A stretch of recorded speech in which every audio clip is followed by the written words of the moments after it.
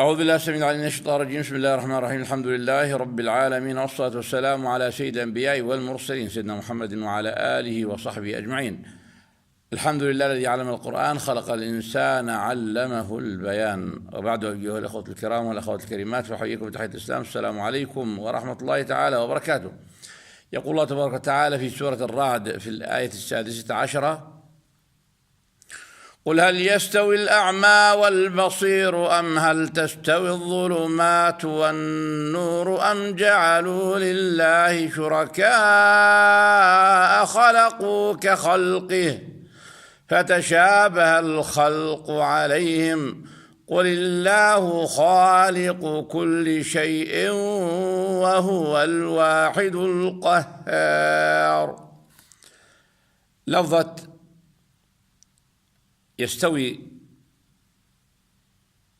الأولى متفق على تذكيرها، أما الثانية أم هل تستوي الظلمات فقد اختلفوا فيها ما بين مذكر ومؤنث، فالجمهور قرأوها بالتأنيث أم هل تستوي الظلمات، لأن الفاعل هنا مؤنث مجازي الظلمات،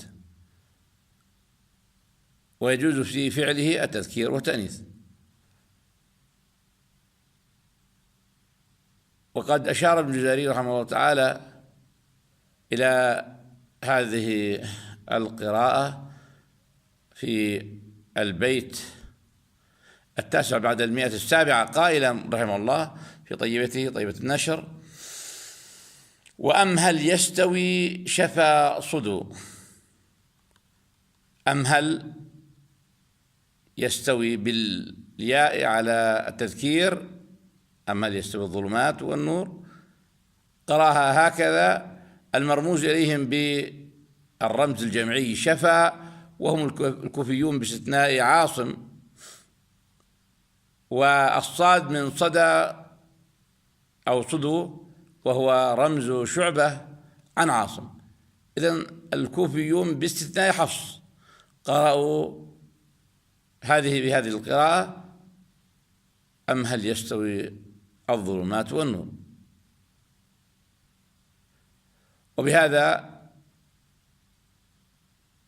تكون هذه المثناة قد أخذت حقها من النقاش بإذن الله تعالى فيما يتعلق في التذكير والتأنيث. وعلة ذلك إلى أن نلتقي مع مثنات أخرى. استودع الله دينكم وأماناتكم وخواتيم أعمالكم. السلام عليكم ورحمة الله تعالى وبركاته.